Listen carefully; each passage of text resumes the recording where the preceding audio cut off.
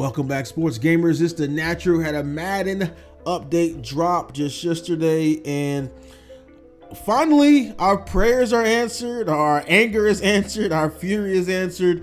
This is the franchise update that's supposed to fix a lot of issues. A little late with this video because I wanted to actually go out and test it, get the feedback community, talk to some of you guys. Are these issues really resolved? Because a lot of times, or sometimes, they will put things in the update that says it'll fix, but in actuality, it's not fixed, or it's partially fixed, or there's still some issues around it. But I wanted to be sure, like, hey guys, like, what are you seeing? Are you able to make it through your drafts? Are you still seeing a lot of these issues, the 31, 32 issues, a lot of these bugs that I've reported on and I've talked about for months and months, even go back to last, back to Madden 22.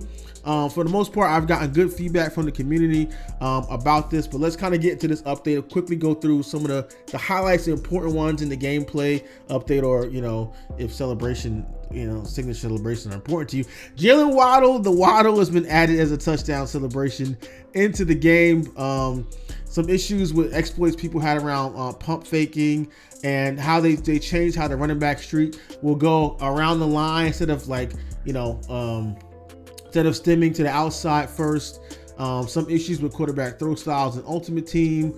I didn't even know Mac Jones had a passing animation trajectory problem, but they did change one of the real RPO plays that a lot of people would use. It's kind of like an exploit where it will get open, like you can quickly throw the real wheel on the gun deuce, close RPO, read flat wheel. So when that first came out, it was some issues with the players still not lining up right, so they kind of repatched that to patch the patch. So that's that workaround is working now.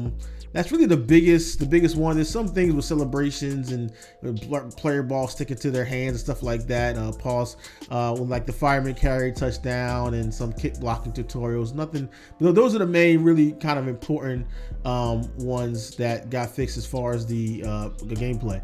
As far as the NFLi, they did add some playbook updates to the Bears and Steelers. They added some formations. I don't see any new plays, just more of adding different formations that the teams have been running this year. And guys, they do, and I know people give Madden hell for a lot of good reasons, but they actually do watch the film, and they do, like, the playbooks and plays you see are a lot of what the teams actually run, like legit straight up. Like, I've been there one-on-one, and I've seen where they literally watch film and then how they put that play into the game. Now, how the results, how it looks, how it turns out, might not be real football to you, or it might look wonky or warpy or whatever you want to call it. But as far as the plays themselves, the diagrams of how these plays work together and the routes, it's coming directly from film and from NFL film, from game. So you can see that, hey, the Giants are running Wildcat this year. Hey, we're going to add Wildcats. And the Rams are running I-form close this year, where they didn't run it last year. Like, it's taking directly from film to the game, or something like where they ran it late in the year and now they're updating it this year. So, or as coaches change, coaches get fired, they kind of bring their playbook or their style of playbook with them. They'll actually look at, let's say offensive coordinator was hired from a different team. They'll take that playbook from that team in the next year and use that same playbook. But basically, these players aren't just made up in their mind. They're just going to start drawing stuff on the screen. It actually comes from film and tape and the actual NFL. On to the franchise updates, which we're going to get at. Let's read the dev note. Team was able to fix multiple high priority issues via server side fixes since the last title update, and that went out a couple of days ago. Was going to put a separate video out on that, but I knew this was coming, so I just put it together, whatever. But they did have some server side fixes. So in case you didn't know, a lot of franchise and online franchise, connected franchise, whatever you want to call it now, is housed on servers. So they were able to patch a lot of these issues on the server when a title update and patch has to go out, that has to go out to your individual console where you download it and update it on your console. And that's a whole process. Like for Xbox and PlayStation, they have separate different processes they have to go through, where they have to pass certification from Sony, pass certification from Microsoft, go through steps to make sure that that patch is not breaking, crashing your Xbox, crashing your PlayStation, different things like that. So it takes a while. It takes a while for that to go through that those steps to get that patch and that title update to you. A server-side fix, they can do that on their own. They don't need to go through that certification process because that's done on their servers.